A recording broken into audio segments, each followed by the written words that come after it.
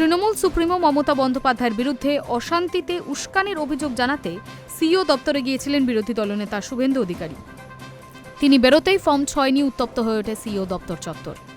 Form 6 fill up করে বিহার উত্তরপ্রদেশের ভোটারদের বাংলার তালিকায় যুক্ত করা হচ্ছে।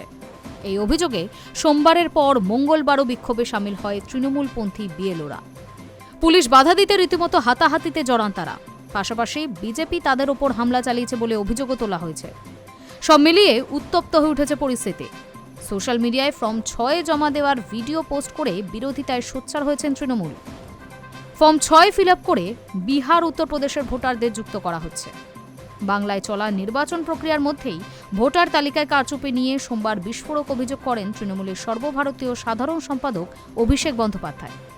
এই পরিস্থিতিতে মঙ্গলবার সকালে মমতা বন্দ্যোপাধ্যায়ের বিরুদ্ধে অশান্তিতে উস্কানি দেওয়ার অভিযোগ নিয়ে সিইওর দ্বারস্থ হন শুভেন্দু অধিকারী।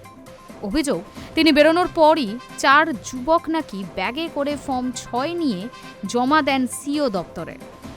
তা নিয়ে মঙ্গলবার দুপুরে উত্তপ্ত হয়ে ওঠে সিইও দপ্তর চত্বর। বিক্ষোভে সামিল হন তৃণমূলপন্থী বিএলওরা। ঘটনাস্থলে জমায়েত করেন বিজেপির কর্মী সমর্থকরা।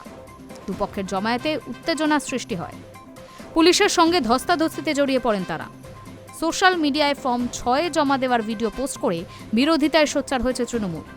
লেখা হয়েছে, বিজেপি প্রথমে আপনার নাম মুছে দিচ্ছে, তারপর সেখানে অন্য লোকের নাম তুলছে যারা বিজেপির হয়ে ভোট করবে। এটাই ওদের পরিবর্তন। High News network.